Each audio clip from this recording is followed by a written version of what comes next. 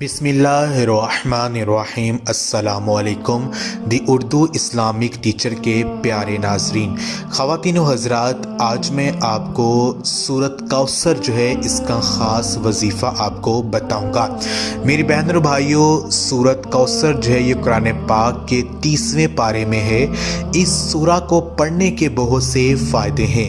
جو شخص اولاد سے محروم ہو تو وہ سورۃ کوثر کو باوضو حالت میں 500 مرتبہ پڑھے اور پابندی کے ساتھ 3 ماہ تک یہ عمل کرے تو انشاءاللہ تعالی صاحب اولاد ہوگا۔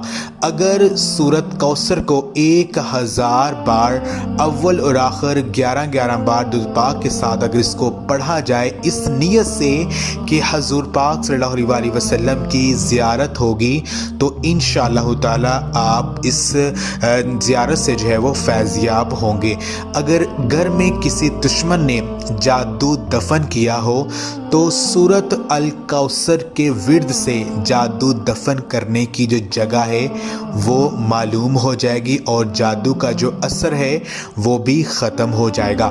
اگر کسی شخص کے سر میں درد ہو اور کسی طرح سے آرام نہ آتا ہو تو سورۃ کوثر جو ہے اس کو 7 بار پڑھ کر مریض پر دم کریں، انشاءاللہ تعالی آرام ملے گا۔ اگر کسی عورت کو حیض کے کثرت کے سبب پریشانی ہوتی ہو تو سورۃ کوثر جو ہے اس کو 313 بار پڑھ کر بارش کے پانی پر دم کر کے پلائیں، یا نہر یا کنویں کا جو پانی ہے وہ لے لیں تو انشاءاللہ تعالی اس پریشانی سے نجات آپ کو مل جائے گی۔ تو میری بہن اور بھائیوں، یہ تھے چند وظائف سورۃ کوثر کو پڑھنے کے۔